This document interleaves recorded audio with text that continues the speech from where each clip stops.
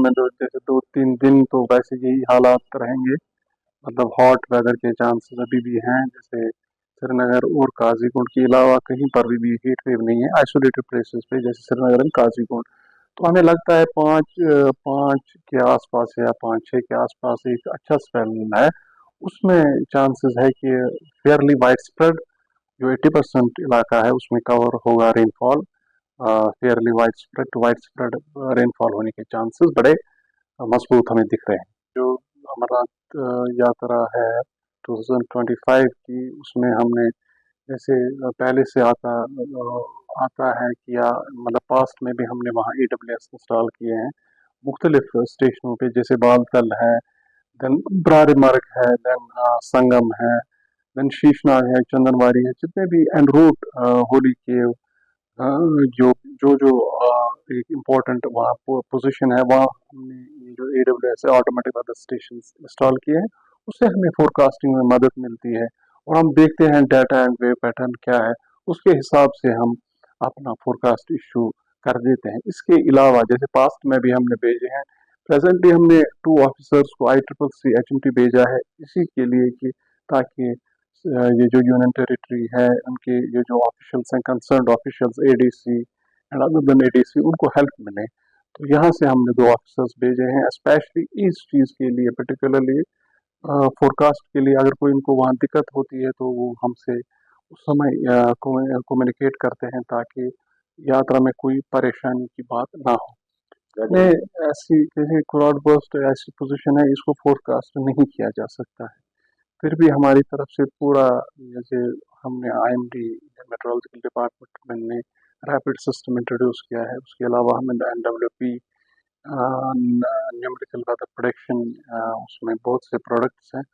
हम बड़ी खूबी से उसको देखते हैं और उसको मॉनिटर कर रहे हैं। जब भी ऐसी कोई सिचुएशन हो जाए तो हम हमारी कोशिश ये होगी कि प्रेयर इंफॉर्मेशन यूनियन टेरिटरी जो उसके कंसर्न्ड ऑफिशियल्स हैं उनको दे दें।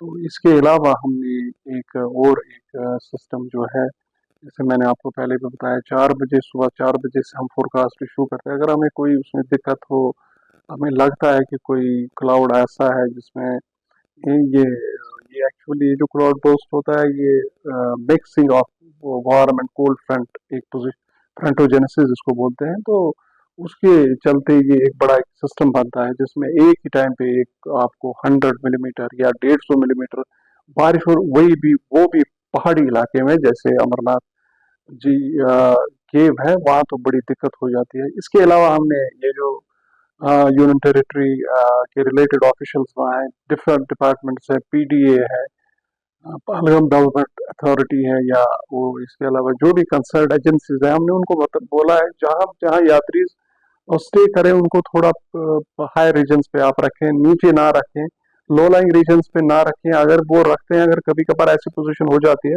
उसमें बहुत चांसेस होते हैं फिर कैजुअलिटीज की।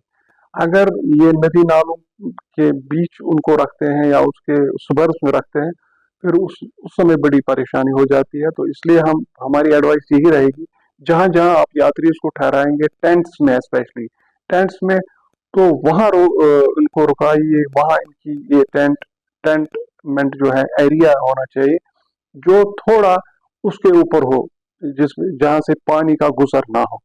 ये हाँ, फार्मर्स को अब हम एक्सपेक्ट कर रहे हैं 5-6 के बीच एक अच्छा स्पेल है, उसमें लाइट रेनफॉल, लाइट रेनफॉल या लाइट मॉडरेट रेनफॉल होने के चांसेस हैं, हम एक्सपेक्ट कर रहे हैं। फेयरली वाइड स्प्रेड कश्मीर में, और आपको पता है जम्मू में अभी ये परेशानी नहीं है, तो फार्मर्स को हमें लगता है कि पॉसिबली हो जाएगा।